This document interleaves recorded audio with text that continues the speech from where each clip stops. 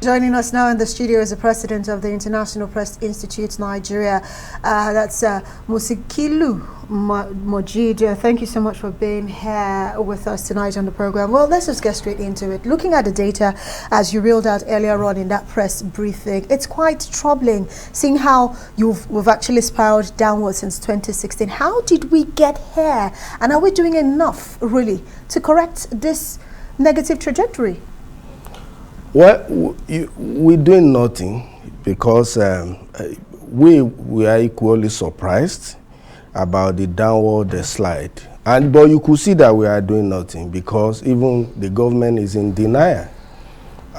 From what the minister said, the government is not even aware that there is a slide. Even when the evidence is clear, you find state governors who will abduct journalists, either from Abuja or from Lagos, and they take them to their home states to harass. So it's been really terrible. Never since democracy came has a website been blocked. It happened during this regime. My own newspaper, we were taught to be very critical of government, but we were never harassed. During this regime, at least twice. Once our offices were raided, once our reporters were arrested. And so you've seen Twitter. Never has any administration shut down social media in this country. So nothing seems, so the evidence is empirical.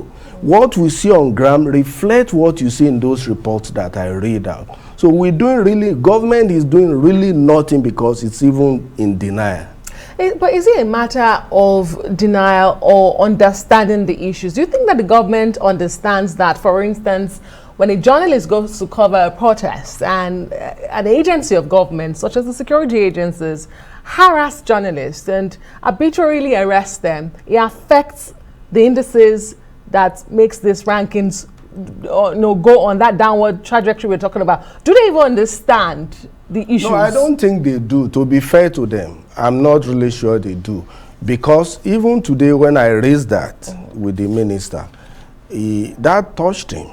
Because I made it known to him that the ranking that we get, the indices that come out of our country, is not just a reflection of what the federal government does.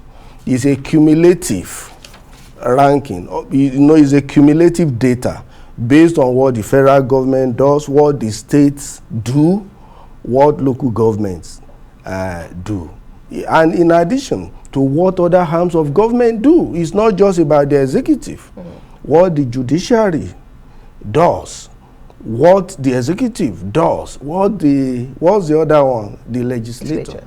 For instance, when they will refuse to accredit some newspaper, when they will deny access to some news organizations, all those things that they do can't.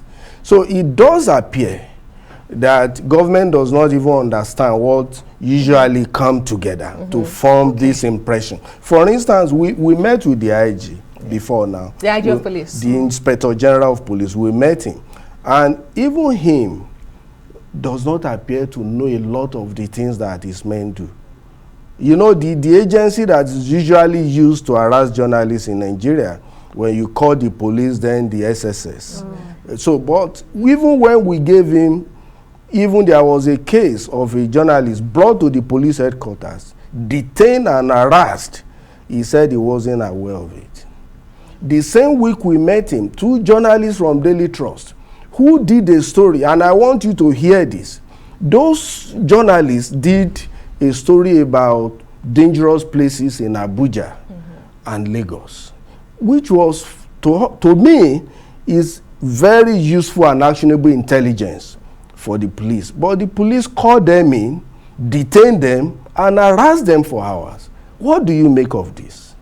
Okay, so especially when you compare Nigeria to small countries or even our neighbors like Ghana, who, according to the data as released by the World, Freedom of Press, they are doing better. So how can we change this, not just at the government level right now, generally, to make journalism a profession that people would look forward to going into without the fear of being harassed or even killed in the process?